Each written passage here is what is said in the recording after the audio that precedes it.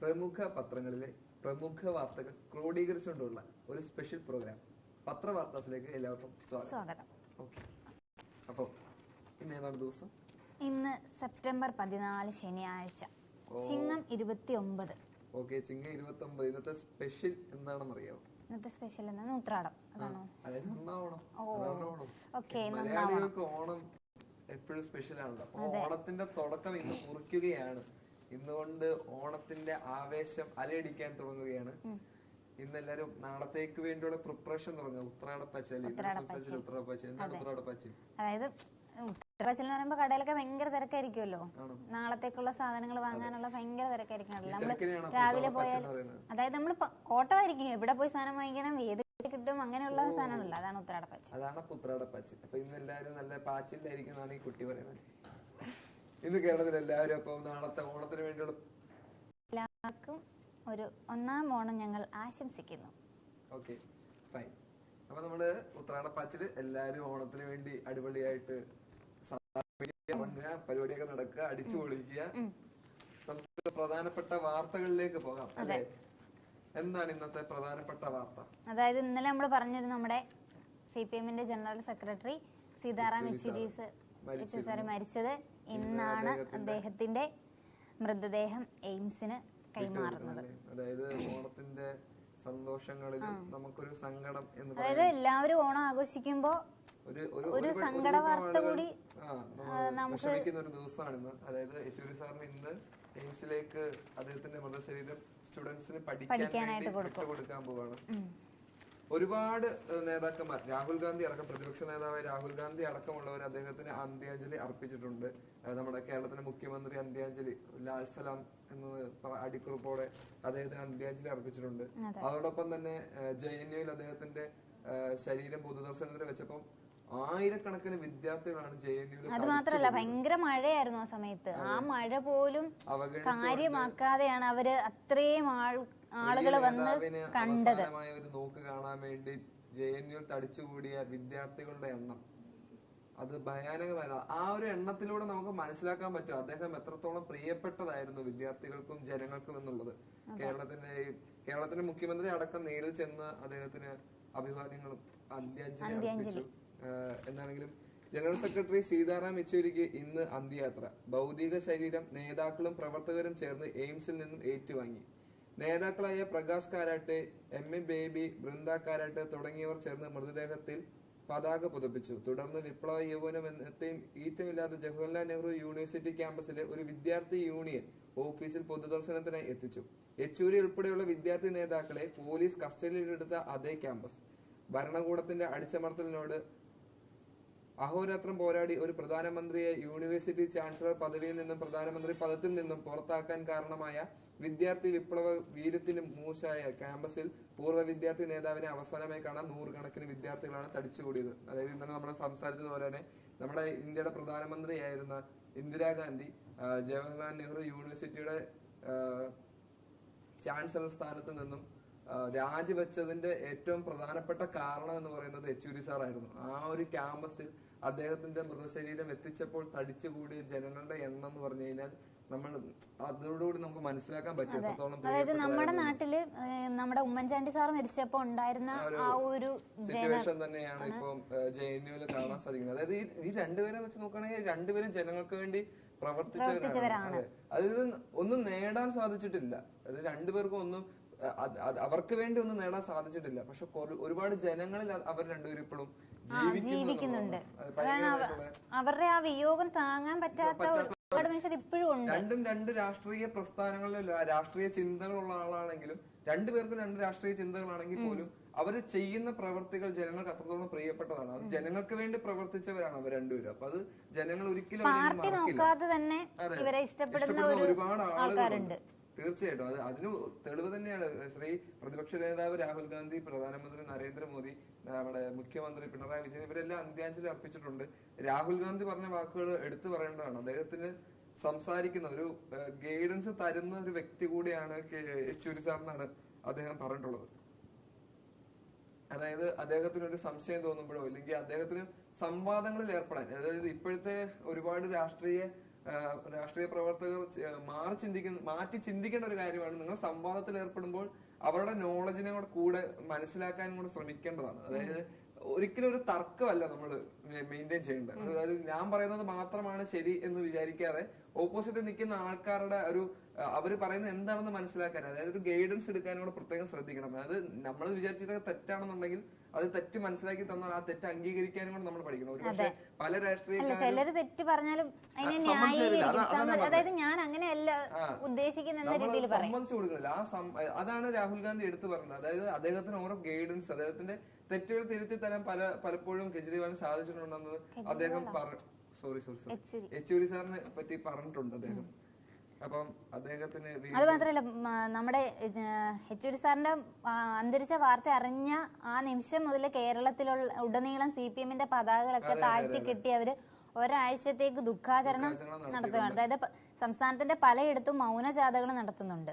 അത് മാത്രമല്ല, സംസ്ഥാനത്ത് പലയിടത്തും നമ്മളിപ്പോ പല പാർട്ടി പ്രവർത്തകരും ഇതിനൊരു ദുഃഖാചരണത്തിൽ തന്നെയാണ്. പലയിടത്തും ഫ്ലെക്സുകളൊക്കെ വെച്ചിട്ട് അന്ത്യാഞ്ജലി അർപ്പിക്കാൻ വേണ്ടി ഗ്രൂപ്പ് ഓഫ് ആൾക്കാർ പരിപാടികളൊക്കെ സ്റ്റാർട്ട് ചെയ്തിട്ടുണ്ട്. എന്നാണെങ്കിൽ അദ്ദേഹത്തിന് നമ്മൾ ഇന്നലെ പറഞ്ഞു, നമ്മുടെ ഹൃദയത്തിൽ നിന്നും ആദരാഞ്ജലികൾ, നമ്മുടെ കൂടെ ഉള്ള ഒരാള് പോകുന്ന പോലെ ഒരു ഫീല്. ഇന്ന് ശനിയാഴ്ച പകല് 11 മണി മുതൽ 3 വരെ AKG സെന്ററിലെ പൊതുദർശനത്തിനും കൊണ്ടുവരും. അതിനുശേഷമായിരിക്കും എയിംസിലേക്ക് കൊടുക്കുന്നത്. എന്താണെങ്കിലും അപ്പോഴും അദ്ദേഹം തന്നെ അവസാനത്തെ ചോര വരെ ജനങ്ങൾക്ക് കൊടുത്തു എന്നുള്ളതാണ് ഇതൊക്കെ മനസ്സിലാക്കാൻ സാധിക്കുന്നത് കേട്ടോ. ആ ശരീരം വരെ വിദ്യാർത്ഥികൾക്ക് പഠിക്കാൻ കൊടുക്കുക എന്ന് പറയുമ്പോൾ ഒന്നുമില്ല, പിന്നെ കൊടുക്കാനായിട്ട് ഇനി ഒന്നുമില്ല എന്ന് പറയുന്നതാണ്. അത് തന്നെ ഒരു രാഷ്ട്രീയക്കാരന്റെ ഒരു കഴിവാണ്.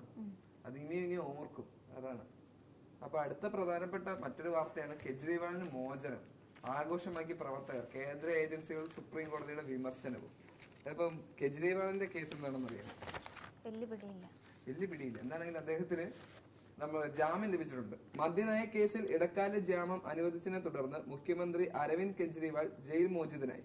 6 മാസത്തെ ജയിൽവാസത്തിന് ശേഷമാണ് അരവിന്ദ് കെജ്രിവാളിന്റെ മോചനം. തീഹാർ ജയിലിന് പുറത്ത് പ്രവർത്തകർ വൻ സ്വീകരണം ഒരുക്കിയിരുന്നു. അദ്ദേഹം 6 മാസം മുമ്പ് ഒരു കേസിൽ അറസ്റ്റ് ചെയ്ത് 6 മാസം കഴിഞ്ഞിട്ട് 6 മാസത്തോളം ജയിലിലായിരുന്നു. അതിന് ഇതിൽ നിന്ന് മോചനം കിട്ടിയിട്ടുണ്ട്. CBI കൂട്ടിലടച്ച തത്തയാണെന്ന ജനങ്ങളുടെ ധാരണ തിരുത്തണമെന്ന സുപ്രീം കോടതി. അന്വേഷണം നീതിപൂർണമായല്ല നടക്കുന്നതെന്ന കാഴ്ചപ്പാട് മാറ്റാൻ ശ്രമിക്കണം. അതായത് ഇപ്പം CBI അത് അന്വേഷിക്കുന്നുണ്ടെന്നാണ് അവർ പറയുന്നത്. അതല്ല, മാത്രമല്ല ജയിലിൽ നിന്ന് പുറത്തിറങ്ങിയിട്ട് അദ്ദേഹം ആം ആദ്മി പ്രവർത്തകരെ സാക്ഷിയാക്കി പറഞ്ഞത് രാജ്യത്തെ വിഭജിക്കാൻ ശ്രമിക്കുന്ന രാജ്യവിരുദ്ധ ശക്തികൾക്കെതിരായ പോരാട്ടം തുടരുമെന്നാണ്. ജാമ്യാപേക്ഷ ജസ്റ്റിസ് സൂര്യകാന്ത്, ജസ്റ്റിസ് ഉജ്വൽ ഭുയാൻ എന്നിവർ അംഗങ്ങളായ ബെഞ്ച് അംഗീകരിച്ചെങ്കിലും CBI അറസ്റ്റിന്റെ നിയമസാധുത ചോദ്യം ചെയ്തുള്ള ഹർജിയാണ് തള്ളിയത്. അറസ്റ്റ് നിയമപരമാണെന്നും നടപടിക്രമങ്ങൾ പാളിച്ചുണ്ടായിട്ടില്ലെന്നും ജസ്റ്റിസ് സൂര്യകാന്ത് നിരീക്ഷിച്ചു. ഡൽഹി മദ്യനയവുമായി ബന്ധപ്പെട്ട PMLA കേസിൽ മാർച്ച് 21-നാണ് കെജ്രിവാളിനെ അറസ്റ്റ് ചെയ്തത്. കസ്റ്റഡിയിലിരിക്കെ ജൂൺ 26-ന് CBIയും അറസ്റ്റ് രേഖപ്പെടുത്തി. ലോക്സഭാ തെരഞ്ഞെടുപ്പ് വേളയിൽ കെജ്രിവാളിന് ഇടക്കാല ജാമ്യം അനുവദിച്ചിരുന്നു. ED രജിസ്റ്റർ ചെയ്ത സുപ്രീം കോടതി ജൂലൈ 12-ന് കെജ്രിവാളിന് ഇടക്കാല ജാമ്യം അനുവദിച്ചിരുന്നു. ED അറസ്റ്റ് ചോദ്യം ചെയ്ത ഹർജി വിശാല ബെഞ്ചിന് വിട്ടുകൊടുക്കുകയും ചെയ്തു. പുള്ളിക്കാരനെ പെട്ടെന്ന് അറസ്റ്റ് ചെയ്യേണ്ട ഒരു സാഹചര്യം ഉണ്ടായിരുന്നില്ലെന്നാണ് ജസ്റ്റിസ് ഭുയാൻ ചൂണ്ടിക്കാട്ടിയത്. അതായത് 22 മാസമായിട്ട് കയ്യും കെട്ടിയിരുന്നിട്ട് പെട്ടെന്ന് ഒരു ദിവസം വന്ന് അറസ്റ്റ് ചെയ്തു. അതിന്റെ ഒരു ആവശ്യകത ഇല്ലെന്നാണ് അദ്ദേഹം പറയുന്നത്. അതായത് എന്നിട്ട് ചോദ്യങ്ങൾ അദ്ദേഹത്തിനോട് ചോദിച്ചെങ്കിൽ അദ്ദേഹം മൗനം പാലിക്കുകയാണ് ചെയ്തത്. അപ്പം അങ്ങനെ മൗനം പാലിച്ചില്ല എന്ന കാരണം കൊണ്ട് അദ്ദേഹം ഒരു കുറ്റക്കാരനാവില്ല എന്നാണ് ജസ്റ്റിസ് ഭുയാൻ പറയുന്നത്. പിന്നെ മുഖ്യമന്ത്രിയുടെ ഓഫീസ് സന്ദർശിക്കരുത്, ലഫ്റ്റനന്റ് ഗവർണറുടെ അംഗീകാരം വേണ്ട ഫയലുകൾ മാത്രമേ ഒപ്പിടാൻ പാടുള്ളൂ തുടങ്ങിയ ഉപാധികളോടെ ആണ് ജസ്റ്റിസ് സൂര്യകാന്ത് ജാമ്യം കെജ്രിവാളിന് അനുവദിച്ചിരിക്കുന്നത്. എന്തായാലും ഒരുപാട് നാളായി അദ്ദേഹത്തിന്റെ പേരിൽ കുറെ തർക്കങ്ങൾ നിലനിൽക്കുന്നു. അതിനൊക്കെ ഒരു പരിഹാരം എത്തി എന്ന് വിചാരിക്കാം. ഓക്കെ, മറ്റൊരു പ്രധാനപ്പെട്ട വാർത്തയാണ് കൊൽക്കത്തയിലെ കേസ്. കൊൽക്കത്തയിൽ അത്യാവശ്യം പ്രശ്നങ്ങൾ രൂക്ഷമാകുന്ന സാഹചര്യം വർദ്ധിച്ചു വരികയാണ്. അല്ലെ? കൊൽക്കത്തയിലെ പ്രധാനപ്പെട്ട കേസ് എന്താണെന്ന് നമുക്കറിയാം. ഡോക്ടറിന്റെ ബലാത്സംഗ കേസിലെ പ്രതികളെ അറസ്റ്റ് ചെയ്യണമെന്ന് ആവശ്യപ്പെട്ടുകൊണ്ടും സർക്കാരിനെതിരെ വലിയ പ്രക്ഷോഭങ്ങളുമായിട്ട് യുവ ഡോക്ടർമാർ, ജൂനിയർ ഡോക്ടർമാർ രംഗത്തെത്തിയിരുന്നു. അപ്പം അവരുടെ ശക്തമായ പ്രതികരണം ഇപ്പോഴും നടന്നുകൊണ്ട് തന്നെ ഇരിക്കുകയാണ്. അവര് സമരം പിൻവലിക്കില്ല എന്നാണല്ലോ പറഞ്ഞിരിക്കുന്നത്. അതെ അതെ, അവരുടെ സമരം അവർ ഇന്നലെ മഴയത്ത് ശക്തമായി പ്രതികരിക്കുകയായിരുന്നു. മഴയെ മാറ്റിവെച്ച് മഴയത്ത് തന്നെ അവര് കഷ്ടപ്പെട്ട് സമരം ചെയ്തു. രാഷ്ട്രപതി ഇടപെടണമെന്ന് സമരം ചെയ്യുന്ന ഡോക്ടർമാർ മമതാ ബാനർജിയുമായി അവർക്കൊരു സംവാദത്തിന് ഏർപ്പെടാൻ താല്പര്യമില്ലെന്നും അവർ മമതാ ബാനർജി ഇന്നലെ പറഞ്ഞത് പുള്ളിക്കാരത്തി രാജിവെക്കാനും തയ്യാറാണ്. ജനങ്ങൾക്ക് വേണ്ടിയാണ് ഞാൻ രാജിവെക്കാൻ പോകുന്നത്. അതായത് മാം പറയുന്നത് എന്താണെന്ന് വെച്ച് കഴിഞ്ഞാൽ മമതാ ബാനർജി രാജിവെക്കണമെങ്കിൽ ജനങ്ങൾക്ക് വേണ്ടി മാത്രമായിരിക്കും. അതായത് ഇന്നലെ സംസാരിച്ചു നമ്മുടെ ഈ ജൂനിയർ ഡോക്ടർമാരുടെ വരവില്ലാതെ 29-ലധികം ജനങ്ങൾ മരണപ്പെട്ടു. ആ 29-ലധികം പേര് ജനങ്ങളുടെ മരണം കാരണം അങ്ങനെ ഇനി ഒരാൾ കൂടി മരിക്കരുത് എന്ന് വിചാരിച്ചാണ് മമതാ ബാനർജി പറഞ്ഞത് ഞാനിങ്ങനെ രാജിവെക്കണമെങ്കിൽ രാജിവെക്കാമെന്ന്. അതായത് കഴിഞ്ഞ 2-3 ദിവസമായിട്ട് അവര് ഒരു ചർച്ചയ്ക്ക് ശ്രമിക്കുന്നുണ്ടെങ്കിലും ഡോക്ടർമാര് ഇതുവരെ സമ്മതിക്കുന്നില്ല. അപ്പൊ ആ ഒരു കാരണം കൊണ്ടാണ് പുള്ളിക്കാരത്തി പറഞ്ഞത് എങ്കിൽ ഞാൻ രാജിവെക്കണമെന്നുണ്ടെങ്കിൽ രാജിവെക്കാനും തയ്യാറാണെന്ന്. അതായത് അത് കഴിഞ്ഞിട്ട് മമതാ ബാനർജി പറഞ്ഞ ഒരു സ്റ്റേറ്റ്മെന്റ് ഉണ്ട്. ഇന്നലെ ഒരു ആക്സിഡന്റ് ആയിട്ട് ഒരു 22-21 വയസ്സുള്ള ഒരു യുവാവ് മരണപ്പെട്ടു. പോയപ്പോ അവനും അവന്റെ കുടുംബത്തിനുമാണ് നഷ്ടപ്പെട്ടത്. അത്രയല്ലേ വരുള്ളൂ, വേറെ ആർക്കും അങ്ങനെ. സമരം ചെയ്യുന്ന ഡോക്ടർമാർക്കും വരില്ല. അതെ, നമ്മളെന്താന്ന് വെച്ച് കഴിഞ്ഞാൽ ഈ സമരം ചെയ്ത ഡോക്ടർമാരുടെ ആവശ്യം അതെന്താണെന്ന് മനസ്സിലാക്കി അതിനൊരു പരിഹാരം കണ്ടെത്തിയാൽ അവർ തീർച്ചയായിട്ടും ജോലിക്ക് കയറും. അതാണ് ആദ്യം ചെയ്യേണ്ടത്. ജനങ്ങൾക്ക് വേണ്ടി എന്ന് പറയാതെ ഡോക്ടർമാരും ജനങ്ങളാണ്, നിങ്ങളുടെ ജനങ്ങൾ തന്നെയാണെന്ന് മനസ്സിലാക്കി പ്രവർത്തിച്ച ഒരു പക്ഷേ ഇതിനൊരു പരിഹാരം കാണാൻ സാധിക്കും. സാധിക്കും, തീർച്ചയായിട്ടും സാധിക്കും. എന്നാൽ പക്ഷെ അതിന് ഇത് ചെയ്യുന്നില്ല. വനിതാ ഡോക്ടറെ ബലാത്സംഗം ചെയ്ത് കൊലപ്പെടുത്തിയ കേസിൽ ഇടപെടണമെന്നാവശ്യപ്പെട്ടുകൊണ്ട് ജൂനിയർ ഡോക്ടർമാർ രാഷ്ട്രപതി ദ്രൗപദി മുർമുവിന് കത്തയച്ചു.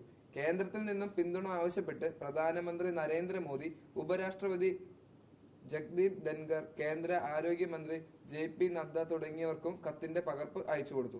സമരം ചെയ്യുന്ന പശ്ചിമ ബംഗാൾ ജൂനിയർ ഡോക്ടേഴ്സ് ഫ്രണ്ട്സാണ് കത്തയച്ചത്. ആശുപത്രികളിലെ ഡോക്ടർമാർക്ക് കൂടുതൽ സുരക്ഷ നൽകണമെന്നും തങ്ങളും പശ്ചിമ ബംഗാൾ സർക്കാരും തമ്മിൽ സംഘർഷത്തിൽ കേന്ദ്രത്തിൽ ഇടപെടണമെന്നും സംഘടന ആവശ്യപ്പെട്ടു. വിഷയത്തിൽ പശ്ചിമ ബംഗാൾ സർക്കാരിനെതിരെ സമരം തുടരുന്നതിനെയാണ് ഡോക്ടർമാർ കേന്ദ്ര ഇടപെടൽ തേടിയത്. അങ്ങേയറ്റം നിന്ദ്യമായ കുറ്റകൃത്യത്തിനിരയായ ഞങ്ങളുടെ സഹപ്രവർത്തകർക്ക് നീതി ലഭ്യമാകണം. അതുവഴി പശ്ചിമ ബംഗാൾ ആരോഗ്യ വകുപ്പിന് കീഴിലുള്ള ആരോഗ്യ പ്രവർത്തകർക്ക് തങ്ങളുടെ കടമ ഭയമില്ലാതെ നിർവഹിക്കാനും കഴിയണം. അങ്ങയുടെ ഇടപെടൽ ഈ പ്രയാസമേറിയ സമയത്ത് ഞങ്ങൾക്ക് വെളിച്ചമാകും. ഞങ്ങളെ വലയം ചെയ്തിരിക്കുന്ന ഇരുട്ടിൽ നിന്നും മുന്നോട്ടു പോകാൻ വഴി കാണിക്കണം. ഭയത്തിന്റെയും അന്ധവിശ്വാസത്തിന്റെയും നിരാശയുടെയും പ്രക്ഷുബ്ധമായ അന്തരീക്ഷം നിലനിൽക്കുന്നതിനാൽ പശ്ചിമ ബംഗാളിലെ ജൂനിയർ ഡോക്ടർമാർ ആശുപത്രികളിൽ ജോലി ചെയ്യുന്നതും ഒഴിവാക്കാൻ നിർബന്ധിതരാകുന്നുവെന്നും പകരം പൗരന്മാർ ആ ആരോഗ്യ സേവനങ്ങൾ നൽകുക എന്ന ഞങ്ങളുടെ കടമ നിറവേറ്റാൻ ബദൽ മാർഗങ്ങൾ സ്വീകരിച്ചു കത്തിൽ പറയുന്നു. അതായത് അവരുന്നയിക്കുന്ന നല്ല ന്യായമാണ്. സത്യം പറയുന്നത് അവരുടെ ഭാഗത്തുനിന്ന് ചിന്തിച്ചു കഴിഞ്ഞാൽ ന്യായമാണ്. കാരണം സഹപ്രവർത്തകനെ ഇത്ര ക്രൂരമായ ഒരു ബലാത്സംഗത്തിനിരയായി മരണപ്പെട്ടു പോയിട്ടും അതിനെതിരെ ഇതുവരെയും നമ്മൾ ആദ്യമൊക്കെ ഭയങ്കരമായിട്ട് വലിയ രീതിയിൽ സംസാരിച്ചിട്ട് ഇപ്പോഴും അതിന്റെ ഒരു നടപടി എന്താണെന്ന് നമുക്ക് വ്യക്തമായിട്ടില്ല. പക്ഷെ ഒരുപറ്റം മറ്റൊരാൾക്കാർ ഈ ഒരു ഗ്രൂപ്പിന്റെ മറവിൽ നിന്നുകൊണ്ട് പശ്ചിമ ബംഗാൾ ഇത്തരത്തിലുള്ള അക്രമങ്ങളൊക്കെ സൃഷ്ടിക്കുന്നു. അത് വേറെ കാര്യം. അതായത് ഈ ഡോക്ടർമാർ അവരുടെ ആവശ്യത്തിന് വേണ്ടി സമരം ചെയ്യുമ്പോൾ അതിന്റെ മറവിൽ പല രാഷ്ട്രീയ കളികളും കളിക്കുന്നതായിട്ട് മമതാ ബാനർജി തന്നെ പറഞ്ഞിട്ടുണ്ട്. അതായത് ഇതിനെ മുതലെടുക്കുന്ന ആ ഒരു ഗ്രൂപ്പ് ഓഫ് രാഷ്ട്രീയ പാർട്ടികളും അവിടെ ഉണ്ട്. അത് നമ്മൾ അംഗീകരിച്ചേ പറ്റുള്ളൂ. എന്നാൽ പോലും ഞാനിപ്പോ പറയുന്നത് വെച്ചാൽ ഡോക്ടർമാരുടെ ആവശ്യം എന്താണെന്ന് അത് നമ്മൾ തീർച്ചയായിട്ടും നടത്തി കൊടുക്കണം. അതായത് അവരുടെ സുരക്ഷയാണ് അവർ പറയുന്നത്. രാത്രി നൈറ്റ് ഡ്യൂട്ടി ചെയ്യുമ്പോൾ അവർക്ക് സുരക്ഷ ഇല്ലെങ്കിൽ പിന്നെ എങ്ങനെ അവര് പോയി ജോലി ചെയ്യും? തീർച്ചയായിട്ടും. ഇപ്പം ആ ഒരു കേസ് തന്നെ പറയുമ്പോൾ തന്നെ വേറെ ന്യൂസുകളുണ്ട്. സ്വകാര്യ ആശുപത്രിയിൽ നേഴ്സിനെ പീഡിപ്പിക്കാൻ ശ്രമം, ഡോക്ടർ അറസ്റ്റിൽ. അതായത് നേഴ്സിനെ പീഡിപ്പിക്കാൻ ഡോക്ടർ തന്നെ അവിടെ ആശുപത്രിയിലുള്ള സഹപ്രവർത്തകർ തന്നെ ചെയ്യുന്നുണ്ട്. പട്നയിലാണ് സംഭവം. ബീഹാറിലെ സ്വകാര്യ ആശുപത്രിയിൽ നേഴ്സിനെ പീഡിപ്പിക്കാൻ ശ്രമിച്ച ഡോക്ടർ അടക്കം 3 പേർ അറസ്റ്റിൽ. 3 പേരാണ് അപ്പൊ അതിന്റെ കാരണക്കാർ കേട്ടോ. ബലാത്സംഗ ശ്രമത്തിൽ നിന്ന് രക്ഷപ്പെട്ട നേഴ്സ് ഡോക്ടറുടെ ലൈംഗിക അവയവം ബ്ലേഡ് ഉപയോഗിച്ച് ഛേദിച്ചു.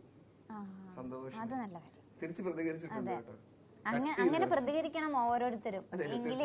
പ്രതികരിക്കാൻ പറ്റാത്ത സാഹചര്യം ഉണ്ടല്ലോ.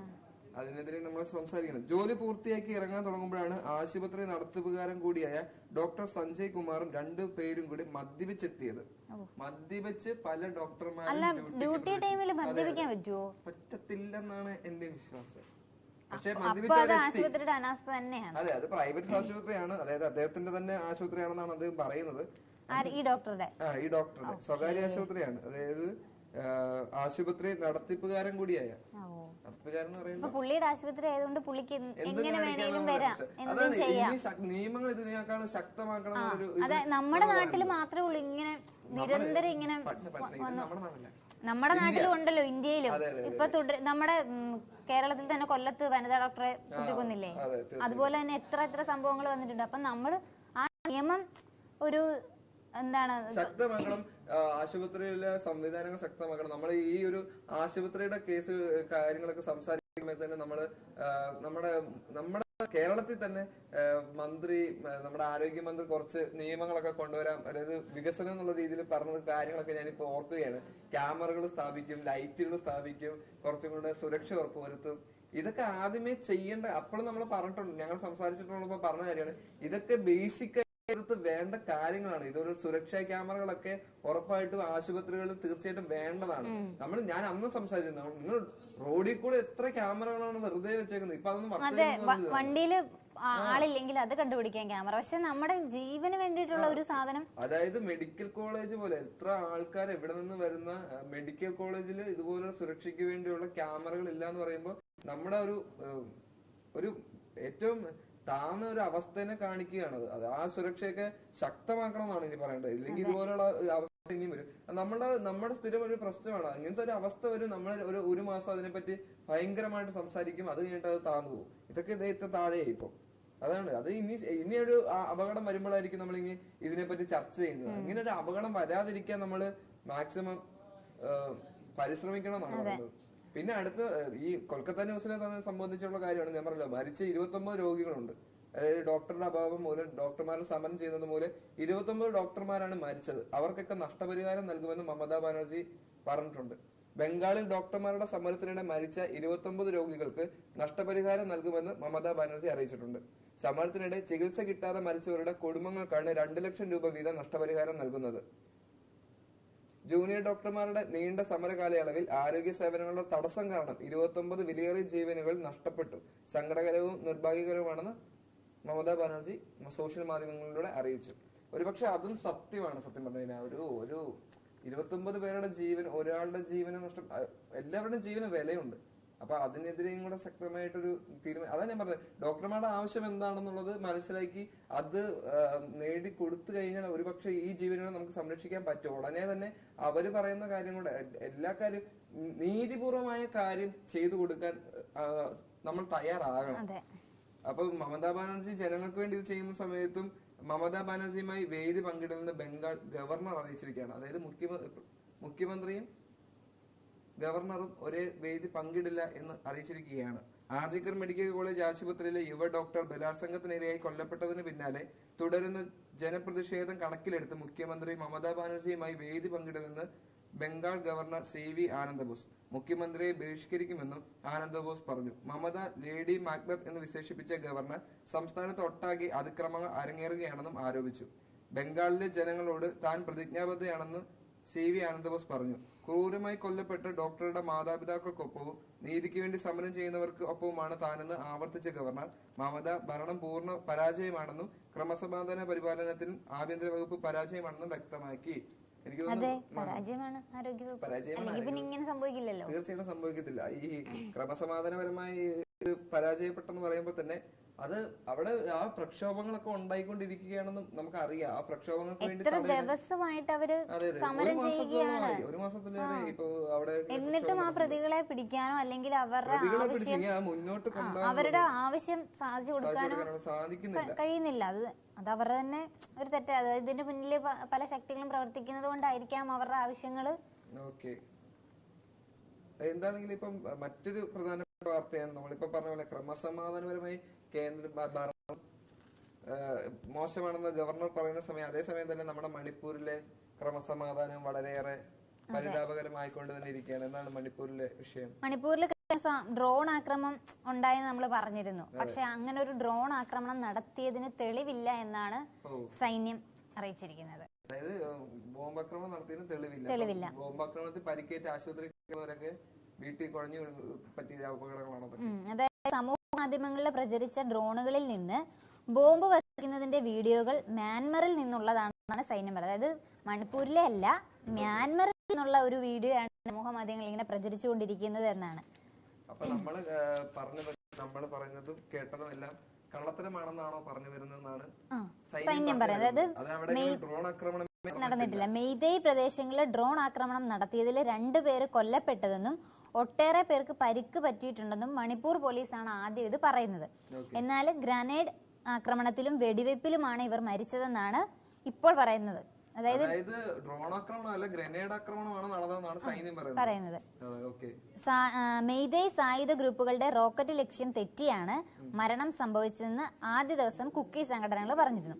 മണിപ്പൂരിൽ ഡ്രോൺ വഴി ആക്രമണം നടന്നിട്ടില്ലെന്ന് Assam rifles director general lieutenant general Pradeep Chandran നായരും ചൂണ്ടിക്കാട്ടി. അതായത് അവരും പറയുന്നത് ഡ്രോൺ വഴിയുള്ള ആക്രമണം ഒന്നും നടന്നിട്ടില്ല എന്ന് തന്നെയാണ് പറയുന്നത്. മനസ്സിലാവുന്നില്ല. മാത്രമല്ല, പ്രധാനമന്ത്രി നരേന്ദ്രമോദി മണിപ്പൂർ സന്ദർശിക്കണമെന്നുള്ള ആവശ്യം ഇപ്പൊ ശക്തിയായിട്ട് വന്നുകൊണ്ടിരിക്കുക. വിവിധ രാഷ്ട്രീയ പാർട്ടികൾക്ക് പുറമെ വടക്കുകിഴക്കൻ സംസ്ഥാനങ്ങളിലെ 8 പ്രധാന വിദ്യാർത്ഥി സംഘടനകളുടെ ഏകോപന സമിതിയായ നോർത്ത് ഈസ്റ്റ് സ്റ്റുഡൻസ് ഓർഗനൈസേഷൻ ഉൾപ്പെടെയുള്ളവരും പ്രധാനമന്ത്രി എത്രയും പെട്ടെന്ന് മണിപ്പൂർ സന്ദർശിക്കണമെന്നാണ് ആവശ്യപ്പെടുന്നത്. ആവശ്യപ്പെട്ടിട്ടും പ്രധാനമന്ത്രി വരുന്നില്ല. അതും പക്ഷെ വേറൊരു റിപ്പോർട്ട് പറയുന്നതായിട്ട് കേന്ദ്രഭരണ മണിപ്പൂരിലെ എന്താണ് പ്രശ്നം എന്നുള്ളത് മനസ്സിലാക്കി നവംബർ 29 ആ ഒരു ഡേറ്റിന് മുമ്പ് അവിടുത്തെ റിപ്പോർട്ട് സമർപ്പിക്കാം. 29 November 20. Lamba commission report November 20 മുമ്പ് നൽകണമെന്നാണ് പറഞ്ഞിരിക്കുന്നത്. ആ 20 മുമ്പ് നീട്ടിവെച്ചതാണ്. അതായത് ഇതിന് മുമ്പേ ചെയ്യണമെന്നുള്ളതാണ് പറഞ്ഞത്. പക്ഷേ റിപ്പോർട്ട് കൊടുത്തോണ്ട് എന്താണ് കാരണം? റിപ്പോർട്ട് പഠിച്ചിട്ട് അവിടെ ചെല്ലുമ്പോഴത്തേക്ക് അവിടെ പകുതി ജനങ്ങൾ കാണില്ല നമ്മൾ മനസ്സിലാക്കണം. അതായത് 2023 ജൂൺ 4 ഗുവാഹത്തി ഹൈക്കോടതി റിട്ടയർഡ് ചീഫ് ജസ്റ്റിസ് അജയ് ലാംബയുടെ നേതൃത്വത്തിലുള്ള ഈ 3-അംഗ കമ്മീഷൻ രൂപീകരിച്ചത്. അപ്പം ഇതിന്റെ റിപ്പോർട്ട് നവംബർ 30 മുമ്പ് സമർപ്പിക്കണം എന്നാണ് ഇപ്പൊ പറയുന്നത്. കലാപത്തിന്റെ കാരണങ്ങളെ പറ്റിയും സർക്കാരിന് എന്തെങ്കിലും പിഴവുകൾ ഉണ്ടായിട്ടുണ്ടോ എന്നുള്ളതും ഒക്കെ കമ്മീഷൻ അന്വേഷിക്കുന്നുണ്ട്. അപ്പൊ ഇതെല്ലാം കൂടെ ചേർത്തുള്ള ആ റിപ്പോർട്ട് നവംബർ 20 മുമ്പ് സമർപ്പിക്കണമെന്നാണ് ഇപ്പൊ പറഞ്ഞിരിക്കുന്നത്. മണിപ്പൂരിലെ പ്രശ്നങ്ങൾ വീണ്ടും രൂക്ഷമായിക്കൊണ്ടിരിക്കുകയാണ്. മണിപ്പൂരിൽ ഇങ്ങനെ തന്നെ തുടർന്നുകൊണ്ടിരുന്നതിനെ നമ്മൾ പറഞ്ഞല്ലോ, കൊൽക്കത്തയും മണിപ്പൂരിലും ഇതുപോലെയുള്ള പ്രശ്നങ്ങൾ രൂക്ഷമാകുന്ന സാഹചര്യമാണ് വരുന്നുണ്ടെങ്കിൽ അവിടെ ഇനിയും വലിയ വലിയ പ്രശ്നങ്ങളായിരിക്കും വരുന്നത്. നമ്മുടെ ഇന്ത്യയിലും മൊത്തത്തിൽ ബാധിക്കാൻ സാധ്യതയുള്ള ഒരു പ്രശ്നം തന്നെയാണ്. സ്ഥലങ്ങളിൽ നടക്കുന്നുണ്ടെങ്കിൽ അത് ചിലപ്പം ഇന്ത്യ ഒട്ടാകെ അതൊരു വലിയൊരു പ്രക്ഷോഭം ആകാനുള്ള സാധ്യത കാണുന്നുണ്ട്. ഇത് രണ്ടും നമ്മുടെ ഇന്ത്യയിൽ ഭയങ്കര സെൻസിറ്റീവ് ആയിട്ടുള്ള ഒരു കാര്യമാണ്. ഒന്ന് ഗോത്ര വിഭാഗങ്ങളുടെ സംസാരിക്കുന്ന സമയം അതും ഭയങ്കര സെൻസിറ്റീവ് ആണ്. പിന്നെ സ്ത്രീകൾക്കെതിരെയുള്ള ആക്രമണം എല്ലാ സംസ്ഥാനങ്ങളിലും വളരെ അധികം കൂടി വരുന്ന സാഹചര്യമാണ് ഇപ്പോൾ വന്നുകൊണ്ടിരിക്കുന്നത്. അതേപോലെ തന്നെ ഇപ്പൊ ഇത്രയും രൂക്ഷമാകുന്ന സാഹചര്യത്തിലും മണിപ്പൂരിൽ സംഘർഷത്തിന്റെ അളവ് കുറഞ്ഞിട്ടുണ്ടോ എന്നറിയില്ല. എന്നാൽ പോലും ഇന്റർനെറ്റ് നിരോധനം ഭാഗികമായി പിൻവലിച്ച് മണിപ്പൂർ സർക്കാർ രംഗത്തെത്തിയിട്ടുണ്ട്. കലാപവും വിദ്യാർത്ഥി പ്രക്ഷോഭവും കണക്കിലെടുത്താണ് താഴ്വരയിലെ 5 ജില്ലകളിൽ നിലവിലുണ്ടായ ഇന്റർനെറ്റ് നിരോധനം മണിപ്പൂർ സർക്കാർ ഭാഗികമായി പിൻവലിച്ചത്. ബ്രോഡ്ബാൻഡ് ഇന്റർനെറ്റ് സേവനങ്ങൾക്കുള്ള താൽക്കാലിക വിലക്കാണ് പിൻവലിച്ചത്. അതേസമയം മൊബൈൽ ഇന്റർനെറ്റ് സേവനങ്ങൾ നിരോധനം തുടരുമെന്നും സംസ്ഥാന സർക്കാർ വ്യക്തമാക്കി. അതായത് മൊബൈലിൽ അപ്പോഴും ഇന്റർനെറ്റ് ലഭിക്കില്ല. അതായത് സാധാരണ ജനങ്ങൾക്ക് പ്രതികരിക്കാനോ അവർക്കുള്ളത് കൊടുക്കാനുള്ള, അതായത് അവിടെ നടക്കുന്ന സാധനം പുറത്തുള്ളവർ അറിയരുത്, ആ ഒരു ഇത് വെച്ചാണ് അവരിങ്ങനെ ചെയ്യുന്നത്. അതായത് ഇന്റർനെറ്റ് ഭാഗികമായി നിലച്ചതിന്റെ മറ്റൊരു കാരണം എന്ന് പറഞ്ഞു കഴിഞ്ഞാൽ ഇപ്പൊ നമ്മൾ പറഞ്ഞല്ലോ, ഡ്രോൺ ആക്രമണത്തിന്റെ വീഡിയോ മ്യാൻമറിൽ നടന്നതാണെന്നുള്ള ഒരു പ്രചരണം നടന്നത്. അതുപോലത്തെ തെറ്റിദ്ധാരണയാണെങ്കിൽ, അത് സത്യമാണെന്നുണ്ടെങ്കിൽ അതുപോലത്തെ തെറ്റിദ്ധാരണകളും നമ്മൾ നടത്തരുത്. ചിലപ്പോ അതിന്റെ പേരിലായിരിക്കും ഈ ആക്രമണം ഇത്തിരി കൂടെ ശക്തമായെന്ന് പറഞ്ഞിട്ടുണ്ട്. അതായത് ഡ്രോൺ ആക്രമണം മൂലമാണ് വീണ്ടും പ്രതികരണം ഉണ്ടായെന്നുള്ളതാണ്. അപ്പൊ പക്ഷെ എന്നാൽ പോലും അവിടെ ഒരു ഡ്രോൺ ആക്രമണം നടന്നിട്ടുണ്ടെങ്കിൽ അവിടെയുള്ള ജനങ്ങൾക്ക് പരിക്കേറ്റു. അപ്പൊ മറ്റൊരു രീതിയിൽ എന്താണെങ്കിലും അവിടെ ആക്രമണം നടന്നിട്ടുണ്ട്. ആ ആക്രമണം എന്താണെന്ന് മനസ്സിലാക്കാനോ അതിൽ നിന്ന് വഴി തിരിച്ചു വിടാനോ. വേറൊരു കാര്യം എന്താണെന്ന് വെച്ച് കഴിഞ്ഞാൽ ഇപ്പൊ പറയുന്നത് ഗ്രനേഡുകൾ ഉപയോഗിച്ചിട്ടുള്ളതാണ് ന്യൂസ് വരുന്നത്.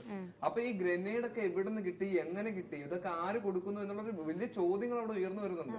ഈ ചോദ്യങ്ങൾക്ക് ഉത്തരം കൊടുക്കേണ്ട അപ്പൊ കേന്ദ്ര സർക്കാരായിരിക്കും, ഇല്ലെങ്കിൽ അവിടുത്തെ സർക്കാരായിരിക്കും. കാരണം ആ സർക്കാർ തന്നെ ഈ മണിപ്പൂരിലെ കലാപകാരികൾക്ക് സപ്പോർട്ട് ചെയ്യുന്നവരാണ്. അപ്പം അവരതിന് ഉത്തരം പറയേണ്ടി വരും. നിങ്ങൾ ഈ അക്രമം കൂട്ടിക്കൊണ്ടുവരാതെ ഇത് കുറയ്ക്കാനുള്ള പരിശ്രമമാണ് നടത്തേണ്ടത്.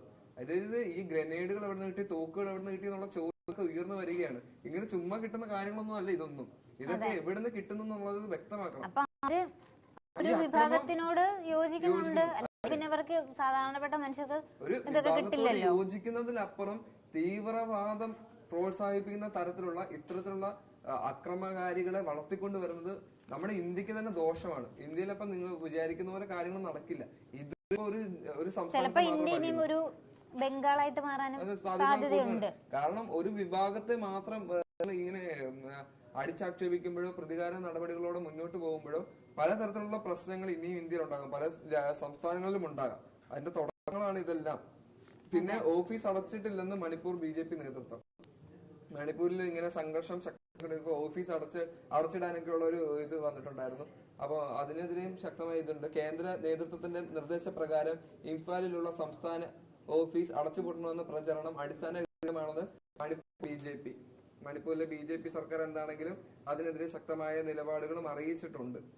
എന്താണെങ്കിലും മണിപ്പൂരിലെ നമ്മൾ പറഞ്ഞ മണിപ്പൂരിലെ പ്രശ്നങ്ങളും കൊൽക്കത്തയിലെ പ്രശ്നങ്ങളും പ്രശ്നങ്ങളൊക്കെ ഉടനെ തന്നെ പ്രധാനമന്ത്രി എത്രയും പെട്ടെന്ന് അവിടെ പോയി സന്ദർശിച്ച് ഇതിനൊരു തീർപ്പ് കൽപ്പിക്കണമെന്ന് തന്നെ നമുക്ക് ആഗ്രഹിക്കാം.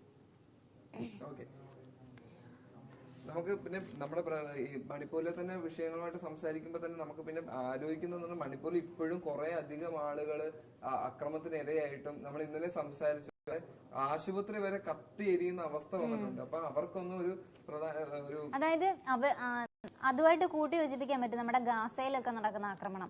ഗാസയിൽ ഇതുപോലല്ലേ, ആശുപത്രികളിലെല്ലാം പോയി ബോംബ് വർഷിക്കുക. അത് കൊച്ചു കുട്ടികൾക്ക് പോളിയോ കൊടുക്കുന്ന തരത്തിലുള്ള ആശുപത്രികളിൽ വരെ ഇത്തരത്തിലുള്ള ആക്രമണം നടക്കുമ്പോൾ അത് ഭയങ്കര വേദനാജനകമായ കാര്യമാണ്. ഗാസയിൽ എനിക്ക് തോന്നുന്നു നമ്മുടെ രാജ്യത്തെക്കാളും ശക്തമായ ഒരു ആക്രമണമാണ് നടന്നുകൊണ്ടിരിക്കുന്നത്. 41,118 പേരാണ് ഇതുവരെ ഗസയില് ഇസ്രായേലിന്റെ ആക്രമണത്തിൽ മരിച്ചിട്ടുള്ളത്, അതായത് കൊല്ലപ്പെട്ട്.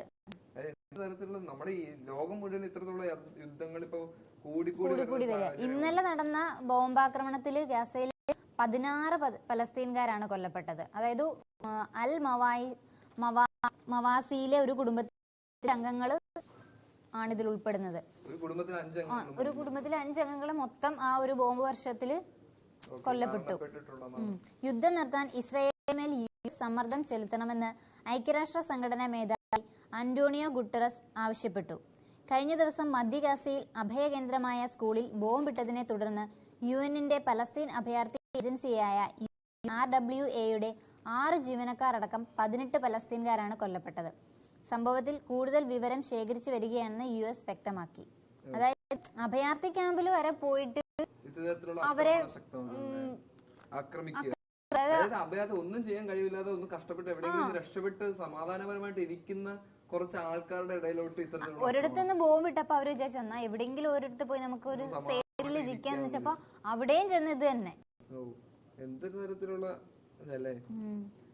അടുത്തൊരു പ്രധാനപ്പെട്ട വാർത്തയാണ് നമ്മുടെ വയനാട് ഉരുൾപൊട്ടൽ. അറിയാലോ, അപ്പൊ വയനാട് ഉരുൾപൊട്ടൽ ദുരിതബാധിതരുടെ വായ്പകൾ എഴുതി തള്ളാനുള്ള ഒരു തീരുമാനം എത്തിയിട്ടുണ്ട്. വയനാട് ദുരിതബാധിതരുടെ വായ്പകൾ എഴുതി തള്ളാൻ സംസ്ഥാന കാർഷിക ഗ്രാമവികസന ബാങ്ക് തീരുമാനം. 52 പേർക്കാണ് ഇതിലൂടെ ആശ്വാസമാകുന്നത്. 1.5 കോടിയിലധികം രൂപകൾ ഒഴിവാക്കാൻ തീരുമാനിച്ചെന്ന് പ്രസിഡന്റ് CK ഷാജി മോഹൻ പറഞ്ഞു. അപ്പം അങ്ങനെ ഒരു വാർത്ത പറഞ്ഞിട്ടുണ്ട്. അത് നല്ലൊരു ആശ്വാസകരമായ വാർത്തയാണ്. നമ്മൾ പറഞ്ഞല്ലോ, വയനാടുള്ളവർക്ക് വേണ്ടി ഒരു ശക്തമായിട്ടുള്ള എന്തെങ്കിലുമൊക്കെ ചെയ്യാൻ വേണ്ടി നമുക്ക് സാധിച്ചെന്ന് തന്നെ വലിയൊരു കാര്യം തന്നെയാണ്. കാരണം അവരിപ്പോഴും അതിജീവനത്തിന്റെ ആളുകൾ വർദ്ധിച്ചുകൊണ്ടിരിക്കുകയാണ്. അതിജീവനത്തിന് നമ്മളിപ്പോഴും സംസാരിക്കുന്ന വലിയ കാര്യമാണ്. അതിജീവനം നടന്നുകൊണ്ടിരിക്കുകയാണ് എപ്പോഴും വയനാട്ടിലെ ആളുകൾക്ക് ഓണത്തിന് കിറ്റുകൾ നൽകി, സൗജന്യ കിറ്റുകൾ നൽകി, ഇപ്പൊ വായ്പകൾ എഴുതി തള്ളുന്നു. പക്ഷെ അവർക്കതൊന്നും നമ്മൾ അതിനേക്കാൾ കൂടുതലായിട്ടുള്ള കാര്യങ്ങൾ ഇനിയും ചെയ്യേണ്ടി വരും. എന്നാലേ അതിനെയും ഒരു ശക്തമായിട്ടുള്ള ഒരു തിരിച്ചു വരാൻ അവർക്ക് സാധിക്കത്തുള്ളൂ. അതുപോലെ തന്നെ വയനാട് ദുരന്തത്തിനെ പറ്റി മറ്റൊരെണ്ണമാണ് ഉറ്റവർ നഷ്ടപ്പെട്ട കുട്ടികൾക്ക് സമഗ്ര പദ്ധതി നടപ്പാക്കും. വയനാട് ഉരുൾപൊട്ടലിന് ശേഷം പ്രദേശത്തെ കുട്ടികളുടെ മാനസിക പ്രശ്നങ്ങൾ പരിഹരിക്കാനുള്ള ദീർഘകാല പദ്ധതികൾ സംബന്ധിച്ച് ഹൈക്കോടതി സർക്കാരിന്റെ വിശദീകരണം തേടി. ഉറ്റവർ നഷ്ടപ്പെട്ട കുട്ടികൾ സംരക്ഷണത്തിനൊപ്പം പഠനം ഉൾപ്പെടെയുള്ള കാര്യങ്ങൾക്ക് സമഗ്രമായ പദ്ധതി ആവിഷ്കരിക്കണം. ഇതുവരെ സർക്കാർ സ്വീകരിച്ച നടപടികൾ ജസ്റ്റിസുമാരായ AK ജയശങ്കർ നമ്പ്യാർ, VM ശ്യാംകുമാർ എന്നിവരടങ്ങുന്ന ഡിവിഷണൽ ബെഞ്ച് സംതൃപ്തി രേഖപ്പെടുത്തി. വയനാട് ദുരന്തത്തെ തുടർന്ന് സ്വമേധയാ എടുത്ത ഹർജി പരിഗണിക്കുന്നതായിരുന്നു കോടതി. അപ്പം വയനാടിലെ കുട്ടികൾക്ക് വേണ്ടിയുള്ളത്, അതായത് പിഞ്ചുക്കം അവിടെ ഉണ്ടല്ലോ, അവർക്ക് വേണ്ടിയുള്ള നടപടി ശക്തമാകുമെന്നാണ് പറയുന്നത്. അവരുടെ അതിജീവനം പറഞ്ഞത് ഇപ്പോഴും നമ്മൾ അതിജീവനം എന്ന് സംസാരിച്ച സമയത്തും അതിജീവനം അവിടെ ശക്തമായിട്ട് നടന്നുകൊണ്ടിരിപ്പുണ്ട്. അതിജീവനം ഇതുവരെയുള്ള സർക്കാരിന്റെ പദ്ധതികളെല്ലാം തന്നെ തൃപ്തികരമാണെന്നും ഹൈക്കോടതി പറഞ്ഞിട്ടുണ്ട്. അപ്പം ഇനി അതുപോലെ തന്നെ പോവട്ടെ എന്ന് നമുക്ക് വിചാരിക്കാം അല്ലെ. അതെ, ഇനിയുള്ളത് നമ്മുടെ ഹേമ കമ്മിറ്റി റിപ്പോർട്ടിനെ കുറിച്ചാണ്. അതായത് ഇന്നലെ നമ്മൾ പറഞ്ഞു അന്വേഷണ സംഘം മൊഴിയെടുക്കാനൊക്കെ തയ്യാറെടുത്തിരിക്കുകയാണെന്ന്. അപ്പം ഈ ഹേമ കമ്മിറ്റിയുടെ പൂർണ്ണ റിപ്പോർട്ട് വിശദമായി പഠിച്ച ശേഷമായിരിക്കും മൊഴിയെടുപ്പിലേക്ക് പ്രത്യേക അന്വേഷണ സംഘം കടക്കുക എന്നാണ് പറയുന്നത്. അതായത് ഏകദേശം ഒരു 4000 പേജുള്ള പൂർണ്ണ റിപ്പോർട്ട് പഠിക്കുകയാണ്. എത്രയും മൊഴിയെടുപ്പിലേക്കും തുടർ നടപടികളിലേക്കും കടക്കുമെന്നാണ് പോലീസ് പറയുന്നത്. അതായത് നടിമാരടക്കമുള്ളവർ സോഷ്യൽ മീഡിയയിലും മറ്റും ഉന്നയിച്ച ആരോപണങ്ങൾ അന്വേഷിക്കാനായിട്ട് സർക്കാർ നൽകിയ പ്രത്യേക സംഘം ഹൈക്കോടതിയുടെ ഇടപെടലിനെ തുടർന്നാണ് ഹേമ കമ്മിറ്റി റിപ്പോർട്ടിലേക്കും അന്വേഷണം വ്യാപിപ്പിച്ചത്. റിപ്പോർട്ടിൽ മുൻപ് മറച്ചുവെച്ച ഭാഗങ്ങളടക്കം സംഘത്തിലെത്തിയതോടെ അതിക്രമങ്ങളിൽ കൂടുതൽ പേർക്കെതിരെ കേസെടുക്കാൻ സാധ്യത തുറന്നേക്കും. നമ്മള് അറിയാൻ വയ്യാത്ത കുറെ പേജുകളൊക്കെ ഉണ്ട്. അതിനകത്ത് ആരുടെയെങ്കിലും ഒക്കെ പേരുകൾ ഉണ്ടാവാം. അപ്പൊ അവരെയൊക്കെ പിടിക്കും എന്നാണ് പറഞ്ഞിരിക്കുന്നത്. അതെ, അതിപ്പം എത്ര വലിയ സൂപ്പർ സ്റ്റാർ ആണെങ്കിലും. മറ്റൊരു പ്രധാനപ്പെട്ട പറഞ്ഞാണ് നമ്മൾ ഓണമായിട്ട് ബന്ധപ്പെട്ടുള്ള അടുത്ത വാർത്ത.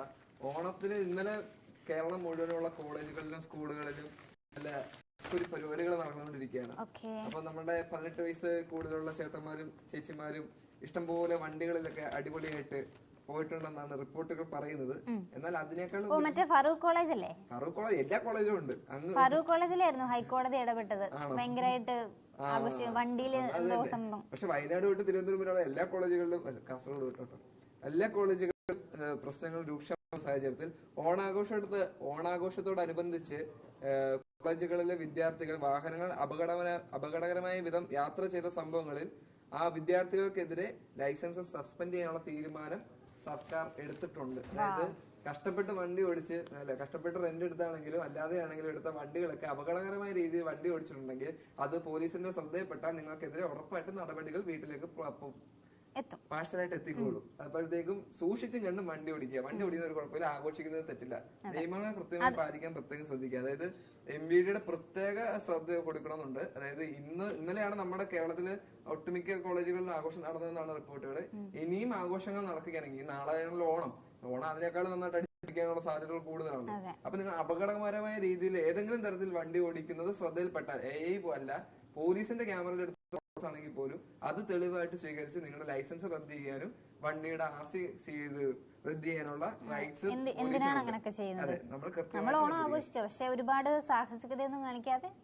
കാരണം ഇന്നലെ ഒരുപാട് സോഷ്യൽ മീഡിയസിൽ അടക്കം നിരവധി ആളുകൾ ഇത്തരത്തിലുള്ള വണ്ടികൾ ഭയങ്കര അപകടകരമായ രീതിയിൽ, അതായത് 4 പേരും 5 പേരും പോകുന്ന വണ്ടിയിൽ 10-15 പേരൊക്കെ ഇരുത്തി വണ്ടി ഓടിക്കുന്ന തരത്തിലുള്ള വീഡിയോസ് ഒക്കെ പ്രചരിച്ചിട്ടുണ്ട്. ഒരുപക്ഷെ പണ്ടത്തെ ആയിരിക്കാം, അല്ലെങ്കിൽ ഇപ്പോഴത്തെ ആയിരിക്കാം.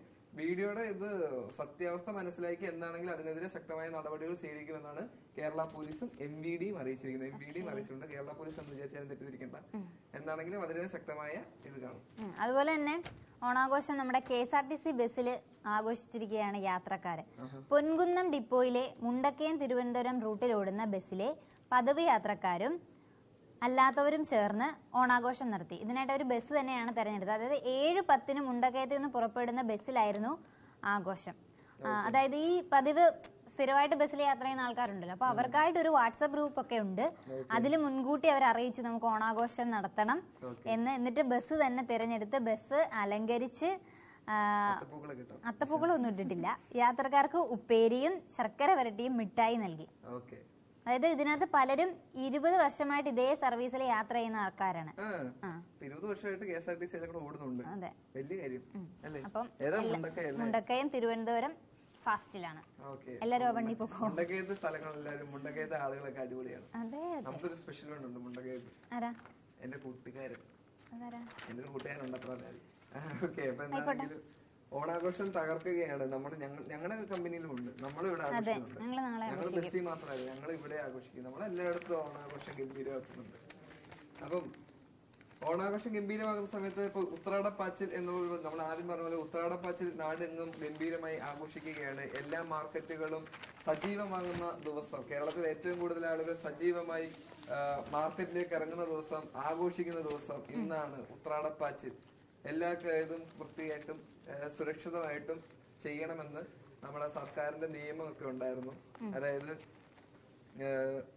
എല്ലാ ഫുഡിന്റെ കാര്യത്തിലാണെങ്കിലും ഫുഡ് ഉണ്ടാക്കി കൊടുക്കുന്നത്, അതായത് ഓണത്തിന് സദ്യ വരെ ഉണ്ടാക്കി കൊടുക്കുന്നത് ഹോട്ടൽസിലാണെങ്കിലും എല്ലായിടത്തും കറക്റ്റ് ആയിട്ടുള്ള ചെക്കിങ് കാണുമെന്ന് പോലീസ് അറിയിച്ചിട്ടുണ്ട്. എല്ലാം കൃത്യമായിട്ടും വ്യക്തമായിട്ടും സുരക്ഷിതമായിട്ടും വെക്കുക, ഇല്ലെങ്കിൽ സീനാകുമെന്നാണ് പോലീസ് പറഞ്ഞിട്ടുള്ളത്. അതിനെപ്പറ്റിയുള്ള ഒരു വാർത്ത കേരള കൗമുദി റിപ്പോർട്ട് ചെയ്തിട്ടുണ്ട്. ഓക്കെ, ഇന്ന് ഉത്രാടപ്പാച്ചിൽ, ഓണത്തിരക്കിൽ നാട്. ഇന്ന് ഉത്രാടം. തിരുവോണ സദ്യക്കായി അടുക്കളയിലേക്ക് വേണ്ട സാധനങ്ങൾ വാങ്ങിക്കൂട്ടുന്ന അവസാന ദിവസമാണിന്ന്. തിരുവോണം ആഘോഷിക്കാനുള്ള തിരക്കിലാണ് എല്ലാവരും. വയനാട് ദുരന്തത്തിന്റെ പശ്ചാത്തലത്തിൽ ആഘോഷങ്ങൾ ലളിതമാക്കിയെങ്കിലും മാറ്റിന് ഒരു കുറവും ഉണ്ടായിട്ടില്ല. ഇന്ന് ഓണാഘോഷത്തിന്റെ അവസാന ഘട്ട ഒരുക്കങ്ങൾക്കായുള്ള ഓണപ്പാച്ചിലും വിപണിയിലും തിക്കിലും നാട് അമരും. നഗരങ്ങളിലും ഗ്രാമങ്ങളിലും ഒരുപോലെ ആവേശം വിതറി ഓണാഘോഷങ്ങളും തിമിർക്കുന്നുണ്ട്. കഴിഞ്ഞ 2 ദിവസങ്ങളായി കോട്ടയം നഗരിയിൽ വലിയ തിരക്കാണ്. വിവിധ ഓഫീസുകൾ, സ്കൂളുകൾ, കോളേജുകൾ, വിദ്യാഭ്യാസ സ്ഥാപനങ്ങൾ എന്നിവിടങ്ങളിലെല്ലാം ഓണാഘോഷം നടക്കുന്നതിനോടനുബന്ധിച്ച് വലിയ തിരക്കായിരുന്നു കഴിഞ്ഞ ദിവസങ്ങളിൽ. അത് കറക്റ്റാണ്. ഞാൻ ഇന്നലെ പോയപ്പോഴത്തേക്കും ബ്ലോക്ക് ആയിരുന്നു എല്ലായിടത്തും. പൂക്കൾ അവസാനത്തെ പൂ വരെ പറിച്ചെടുത്തോണ്ട് പോയിട്ടുണ്ട്. അതായത് വിൽക്കാൻ നിന്ന പൂവിനൊന്നും അതും തീർത്ത് ബാക്കി അവിടെ ഡിസ്പ്ലേ ഇട്ട പൂവൊക്കെ പറിച്ചോണ്ട് പോയിരുന്നു. അത്രയും തിരക്കായിരുന്നു. അതിന്റെ പൂവിനൊക്കെ നല്ല കച്ചവടം കിട്ടിയിട്ടുണ്ട്. എല്ലാ കച്ചവടം കിട്ടും. അതെ, ഇന്ന് അതിനേക്കാളും പൂവിനായി ഈ ഒരു പ്രാവശ്യം എല്ലാവർക്കും കിട്ടുന്നുള്ളൂ. അപ്പൊ കിട്ടിയ സാഹചര്യത്തിൽ വില കൂട്ടി എന്നുള്ളതാണ്. നല്ലതാണോ ചീത്തയാണോ നടത്തില്ല, എന്താണെങ്കിലും മേടിക്കാൻ ആളുണ്ട്. അതെ. അപ്പൊ പിന്നെ ഓണസദ്യക്ക് ആവശ്യക്കാരേറെ. വിഭവസമൃദ്ധമായ ഇൻട്രസ്റ്റ് ഓണസദ്യയും പായസവും ഒക്കെ ഒരുക്കി ഹോട്ടലും കാറ്ററിംഗ് സർവീസിനും രുചി പകരാൻ രംഗത്തെത്തിയിട്ടുണ്ട്. അതായത് ഈ വീട്ടിൽ ബുദ്ധിമുട്ടുള്ളവർക്ക് നിങ്ങൾ ഹോട്ടലിൽ പോയി കഴിക്കാനുള്ള സംവിധാനങ്ങളും നമ്മുടെ സർക്കാരും സ്ഥാപനങ്ങളൊക്കെ ഒരുക്കിയിട്ടുണ്ട്. സദ്യയുടെയും പായസത്തിന്റെയും ബുക്കിങ്ങും പലയിടങ്ങളിലും പൂർത്തിയായി അവസാനിച്ചു എന്നാണ്. അതായത് ആൾക്കാർ ബുക്ക് ചെയ്ത് കഴിഞ്ഞു, ബുക്ക് ചെയ്ത് തീർന്നു, ഇനി ബുക്കിംഗ് എടുക്കുന്നില്ലെന്നാണ് ഇപ്പൊ ഹോട്ടലുകാർ പറയുന്നത്. വീട്ടില് അത് തിരക്കല്ല. നമ്മളുണ്ടായി നമുക്ക് ആഘോഷിക്കാൻ പറ്റുന്ന ദിവസമല്ലേ. ഇപ്പൊ എല്ലാരും കൂടെ ഒരുമിച്ച് ആഘോഷിക്കണം. ഒരുപക്ഷെ വീട്ടിൽ ആഘോഷിക്കുന്ന സമയത്ത് ചിലപ്പോ അമ്മമാരൊക്കെ അടുക്കളയിൽ തന്നെ ഇരിക്കേണ്ട അവസ്ഥ വരും, നമ്മുടെ എല്ലാവരും പുറത്തിരിക്കണം. അപ്പൊ എല്ലാരും കൂടെ ഒരുമിച്ച് നിൽക്കുന്ന ഒരു അവസ്ഥ വരണമെങ്കിൽ അത് ഹോട്ടലിൽ നിന്ന് ബുക്ക് ചെയ്യുന്നില്ല. ഇല്ലെങ്കിൽ എല്ലാരും ഒരുമിച്ച് അടുക്കളയിൽ നിന്ന് ആഘോഷിക്കണം. അത് മിക്കവാറും ചാൻസ് കുറവാണ്. നമ്മുടെ അത് മാറ്റി തുടങ്ങണം. പിന്നെ ഇന്നലെ പറഞ്ഞ ഗതാഗത കുരുക്കിൽ കോട്ടയം.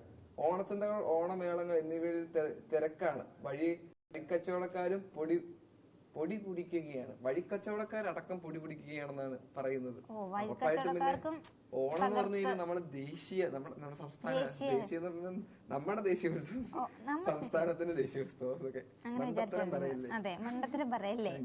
എന്താണെങ്കിലും കേരളം ഏറ്റവും കൂടുതൽ എല്ലാവരും ഒരുപോലെ ആഘോഷിക്കുന്ന ഒരു കാര്യം തന്നെയാണ് ഓണം. അപ്പൊ ഓണത്തിന് തിരക്ക് കൂടും, സ്വാഭാവികമായിട്ടും ഓണത്തിന് തിരക്ക് കൂടും. കൂടട്ടെ, ഓണാഘോഷിക്കട്ടെ. എല്ലാരും നാളെ വീട്ടിലിരുന്ന് സദ്യയൊക്കെ ഉണ്ട്, അടിച്ചു പൊളിക്കുക. ഞങ്ങൾക്കും നാളെ സദ്യ ഉണ്ട്. പിന്നെ ഒരു വാർത്ത എന്ന് വെച്ചാൽ നമ്മുടെ പാലാ ഡിജിറ്റൽ സാക്ഷരതാ നഗരമായി. അതായത് സമ്പൂർണ്ണ ഡിജിറ്റൽ സാക്ഷരത കൈവരിച്ച ജില്ലയിലെ ആദ്യത്തെ നഗരമായിട്ട് പാല മാറിയിട്ടുണ്ട്. നഗരസഭാ കൗൺസിൽ യോഗത്തിൽ ചെയർമാൻ ഷാജു വി തുരുത്തൻ പ്രഖ്യാപനം നടത്തി. നഗരസഭ 60 ദിവസം കൊണ്ടാണ് പദ്ധതി നടപ്പാക്കിയതെന്ന് ചെയർമാൻ പറഞ്ഞു. ജില്ലയിലെ ഇതര നഗരസഭകളായ ഏറ്റുമാനൂർ, കോട്ടയം, വൈക്കം, ഈരാറ്റുപേട്ട, ചങ്ങനാശ്ശേരി എന്നിവിടങ്ങളിൽ ഇതിന്റെ പ്രവർത്തനങ്ങൾ പുരോഗമിക്കുകയാണ്.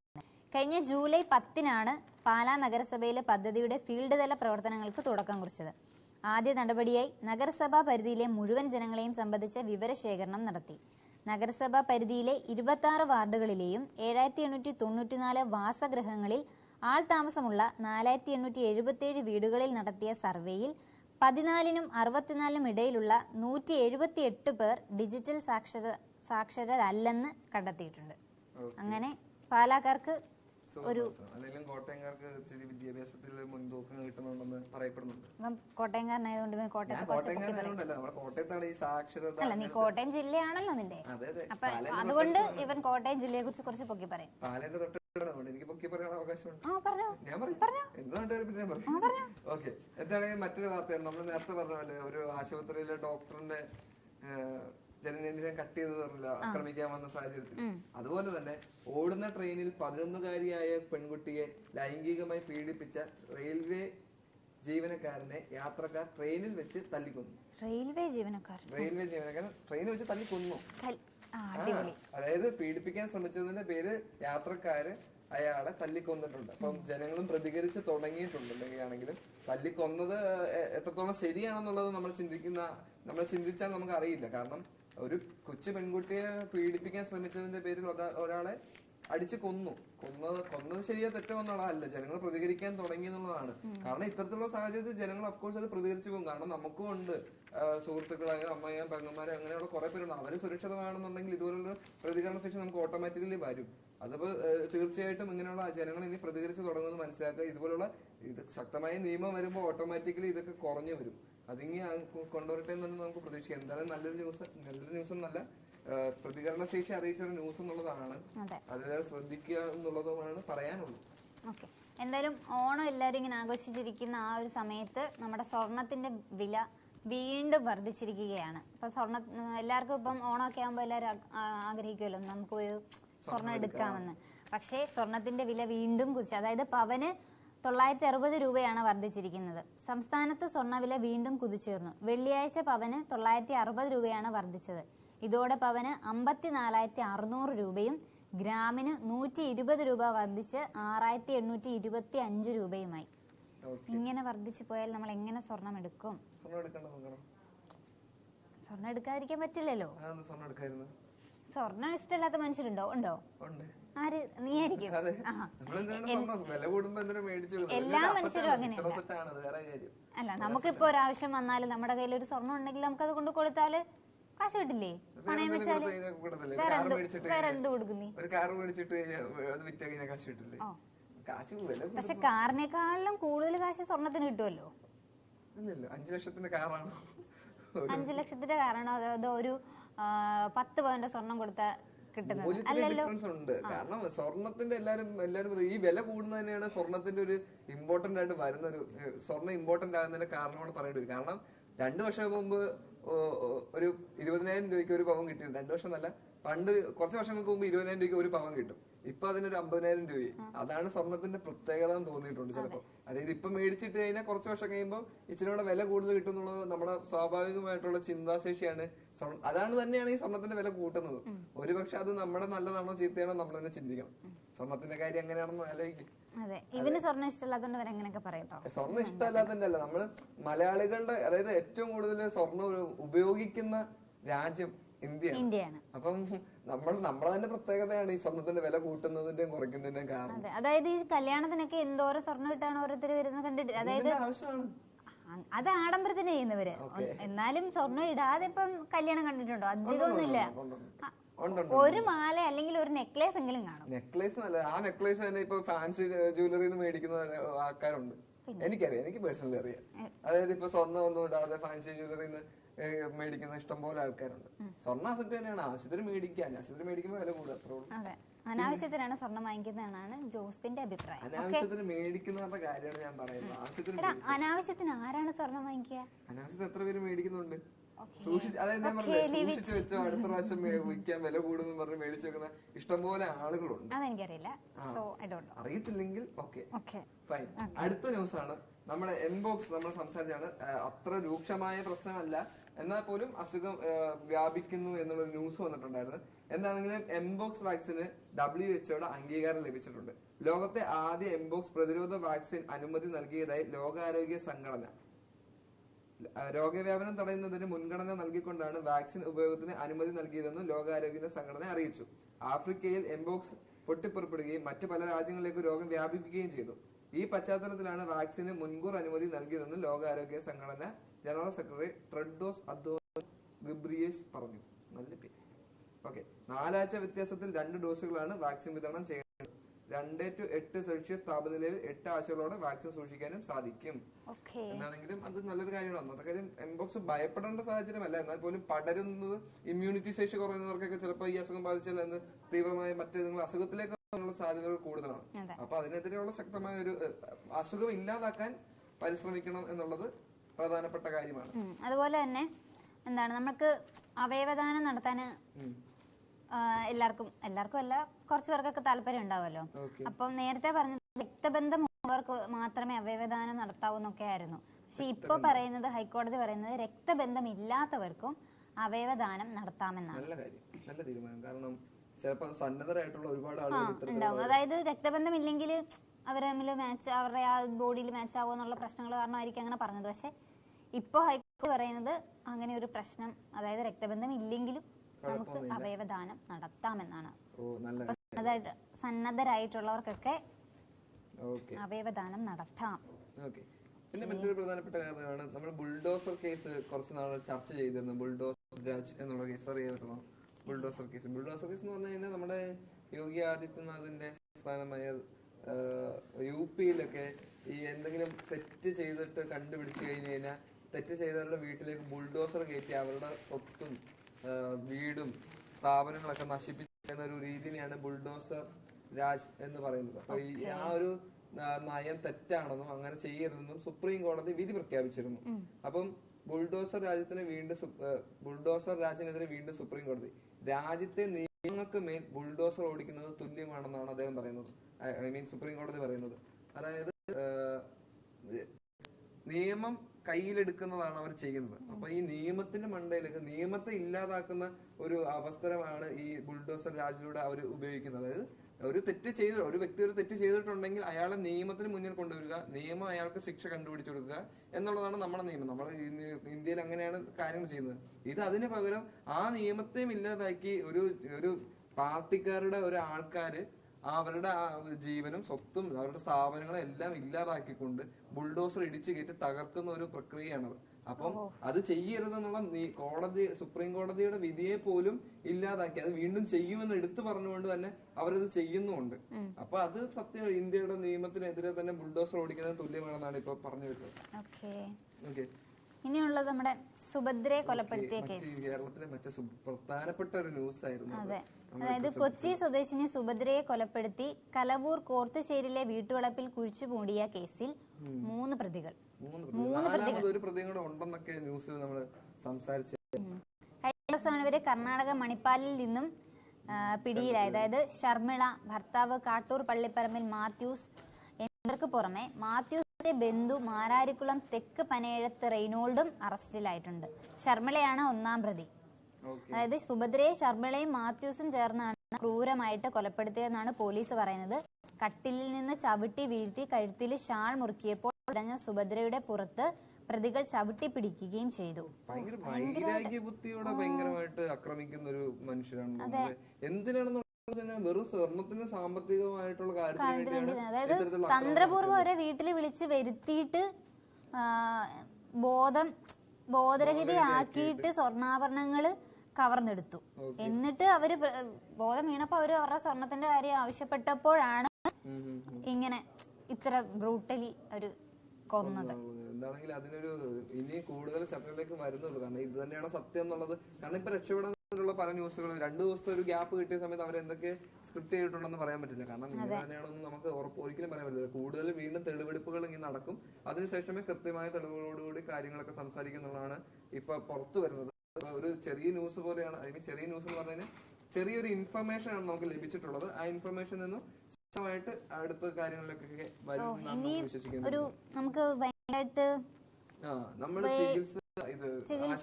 ആശുപത്രിയിലുണ്ടാകുന്ന കാര്യങ്ങൾ, അതായത് ഗർഭസ്ഥ ശിശുവും യുവതിയും മരിച്ചു. അതായത് ഇവരെ രാവിലെ ഹോസ്പിറ്റലിൽ കൊണ്ടെത്തിക്കുന്നു.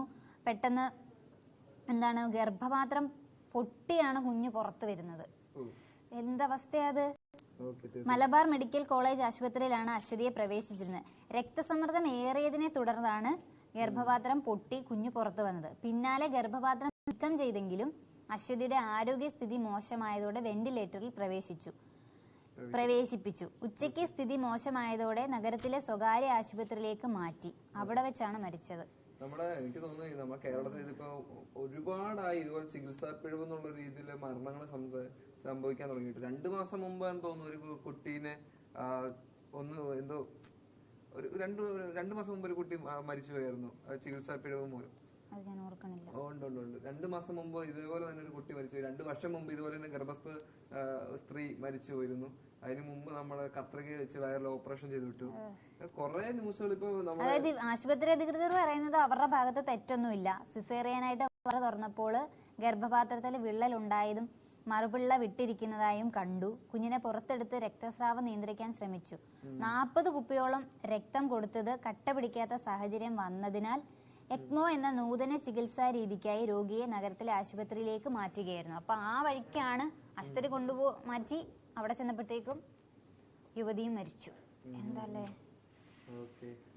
ഇതിൽ ആരുടെ ഭാഗത്താണ് തെറ്റ് എന്ന് നമുക്ക് അറിയില്ല. ആശുപത്രി ഭാഗത്താണോ അതോ ഇനി ആ കുട്ടിയുടെ ആരോഗ്യനിലയിലെ പ്രശ്നങ്ങളാണോ എന്നും അറിയില്ല.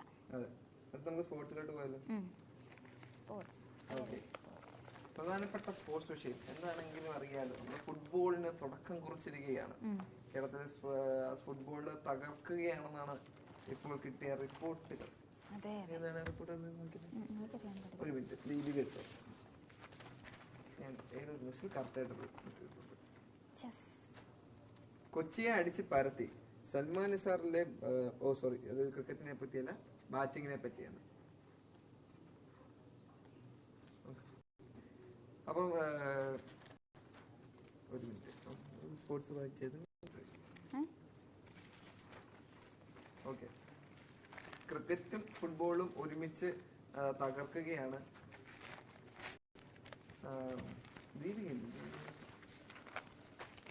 ഓക്കെ, കിരീടമില്ലാത്ത നാണക്കേട് ബ്ലാസ്റ്റേഴ്സിന് മാത്രം. ഇത് വായിക്കാൻ വേണ്ടിയാണ് കഷ്ടപ്പെട്ടത്. ഓക്കെ, ഇന്ത്യൻ സൂപ്പർ ലീഗ് കന്നി സീസൺ. സച്ചിൻ തെണ്ടുൽക്കറിന്റെ ആശീർവാദത്തോടെ കേരള ബ്ലാസ്റ്റേഴ്സ് FC എന്ന ടീം രൂപപ്പെടുന്നു. അതോടെ കേരളത്തിന്റെ ഫുട്ബോൾ പ്രേമികൾക്ക് സച്ചിൻ ആരാധകരും ബ്ലാസ്റ്റേഴ്സിന് പിന്നാലെ ആദ്യ സീസണിൽ ബ്ലാസ്റ്റേഴ്സ് ഫൈനലിൽ, പിന്നീട് 2016-ലും 2021-22 സീസണിലും ഫൈനൽ കളിച്ചു. നാളിതുവരെ ആയിട്ടും കിരീടം എന്ന സ്വപ്നം മാത്രം സഫലമായില്ല.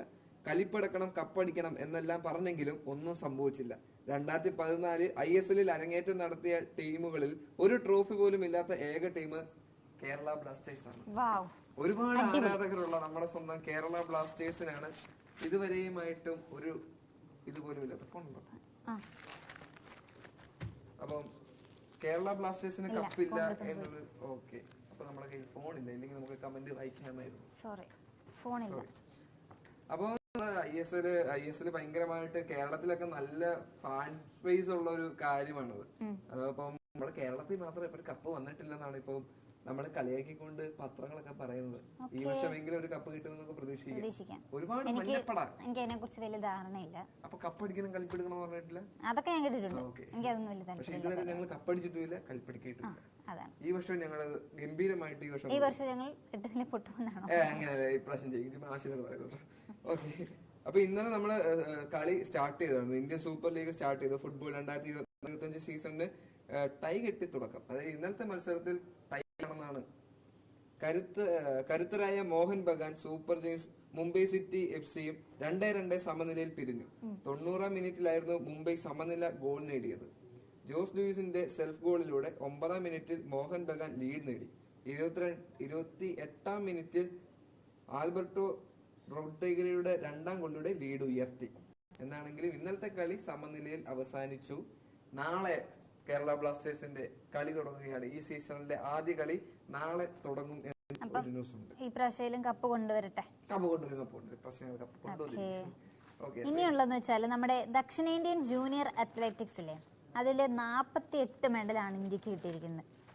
3 ദിവസങ്ങളിലായി ജവഹർലാൽ നെഹ്റു സ്റ്റേഡിയത്തിൽ നടന്ന ദക്ഷിണേന്ത്യൻ ജൂനിയർ അത്ലറ്റിക്സിൽ ഇന്ത്യ ഓവറോൾ ചാമ്പ്യന്മാരായി. 21 സ്വർണവും 22 വെള്ളിയും ഉൾപ്പെടെ ആകെ 48 മെഡലുമായാണ് ഇന്ത്യ മുന്നിലെത്തിയത്. പിന്നെ മറ്റൊരു ന്യൂസാണ്, നമ്മുടെ ഹോക്കിനെ പറ്റി നമ്മൾ സംസാരിക്കുമല്ലോ. അപ്പം ഇന്ത്യ പാകിസ്ഥാൻ കളികളൊക്കെ നമുക്ക് ഭയങ്കര ഇൻട്രസ്റ്റ് ഉള്ളതാണല്ലോ. ഇപ്പൊ 2024 ഏഷ്യൻ ചാമ്പ്യൻ ട്രോഫി ഹോക്കിയിൽ ഇന്ത്യയും പാകിസ്ഥാനും ഇന്ന് ഹോക്കിയിൽ നേർക്കുനേർ മത്സരിക്കും. ലീഗ് റൗണ്ടിൽ കളിച്ച് 4 മത്സരങ്ങളും ജയിച്ച് ഇന്ത്യ സെമി ഫൈനൽ ബെർത്ത് ഇതിനോടകം ഉറപ്പിച്ചതാണ്. 4 മത്സരത്തിൽ 2 ജയവും 2 സമനിലയുമായി പാകിസ്ഥാനും സെമി ഫൈനൽ ബർത്ത് സ്വന്തമാക്കി. ഇന്ത്യക്ക് 12 പാകിസ്ഥാന് 8 പോയിന്റാണ് ഉള്ളത്. നമുക്ക് പിന്നെ അതല്ലേ ഉള്ളൂ. ഇന്ത്യ ജയിച്ചിരിക്കും. പ്രധാനപ്പെട്ട പിന്നെന്ന് വെച്ചാൽ നമ്മുടെ പോർച്ചുഗൽ ഫുട്ബോളർ ക്രിസ്ത്യാനോ റൊണാൾഡോയുടെ സാമൂഹ്യ മാധ്യമങ്ങളിൽ അദ്ദേഹത്തെ പിന്തുടരുന്നവരുടെ എണ്ണം എന്ന് പറഞ്ഞാൽ 1 മില്യൺ ആയിട്ടുണ്ട്. ഏകദേശം 100 കോടി. 1 മില്യൺ 10 ലക്ഷമാണ്. 1 മില്യൺ 100 കോടി. നോക്ക്, 1 billion. Billion, sorry, billion. Okay.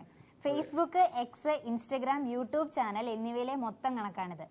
ഈ നേട്ടം കൈവരിക്കുന്ന ആദ്യ വ്യക്തിയാണ് ക്രിസ്ത്യാനോ റൊണാൾഡോ. അതായത് ഫേസ്ബുക്കിൽ 17 കോടി, എക്സിൽ 11.3 കോടി, ഇൻസ്റ്റഗ്രാമിൽ 63.8 കോടി, യൂട്യൂബ് ചാനലിൽ 6.6 കോടി എന്നിങ്ങനെയാണ് പിന്തുടരുന്നവരുടെ എണ്ണം. യൂട്യൂബ് തുറന്നപ്പോഴേ നമുക്ക് അറിയായിരുന്നല്ലോ. അതായത് യൂട്യൂബ് ചാനൽ തുടങ്ങി 90 മിനിറ്റിനകം 10 ലക്ഷത്തിലധികം ആളുകളാണ് സബ്സ്ക്രൈബ് ചെയ്തേക്കുന്നത്. എന്റെ അമ്മ, ഇതല്ലേ